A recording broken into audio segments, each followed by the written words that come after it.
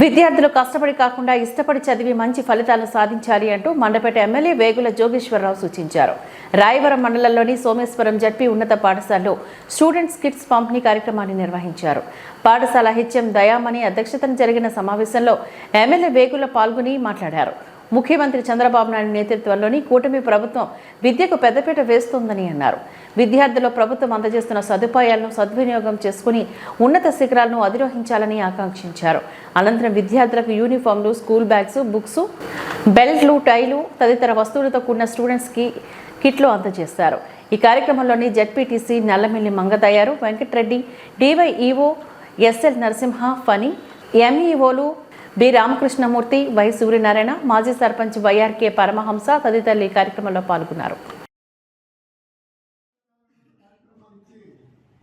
విద్యా విధానాన్ని విద్యార్థుల్ని ప్రోత్సహిస్తున్నటువంటి తీరు చూస్తుంటే రాష్ట్ర ప్రభుత్వానికి విద్యార్థులకు ఒక ఆస్తి.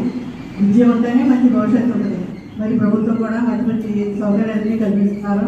మధ్యాహ్న భోజనాలు ఉంటాయి, అలాగే స్కూల్ యూనిఫామ్లు, సాక్షులు, బూట్లు అన్నీ కూడా ప్రభుత్వం కల్పిస్తుంది.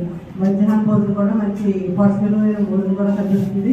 మరి అన్నీ కూడా విద్యార్థులు సద్వినియోగం చేసుకొని మరింత మంచి ఫలితాలు తీసుకురావాలని వారు కూడా మనకు చెప్పిన సూచనలు ఏమన్నా ఉంటే ఇమ్మీడియట్గా అమలు చేయడానికి నారా లోకేష్ కూడా ముందుంటారు. కాబట్టి ఎప్పుడు కూడా మనం అధికారులు కూడా మంచి మంచి సూచనలు మనం చెప్తూ ఉంటే దాన్ని కూడా మరి గౌరవ మంత్రివర్యులు శ్రీ లోకేష్ దృష్టిలో కూడా తీసుకెళ్ళి మరింత బాగా మన విద్యార్థులు వారి విద్యను అభ్యసించడానికి మాకు అవకాశాలు కల్పిద్దామని చెప్పి కూడా అందరూ విజ్ఞప్తి చేస్తూ, ముఖ్యంగా విద్యార్థుల్ని నేను కోరేది ఏంటంటే అందరూ కూడా ఇష్టపడి చదవాలి, కష్టపడి కాదు.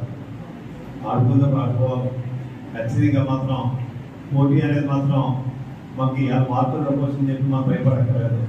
మనకి ఎందుకు తక్కువ వచ్చినాయి అని పట్టుదలతో ముందుకు సాగుతూ ఏంటంటే ఎవరు కూడా ముందుతో మేధావులు ఎవరు అవ్వడం, మనం కట్టుకోవాల్సినకి అలవాటు అయితే అలాగంటే మళ్ళీ బట్టి పట్టడం కాదు.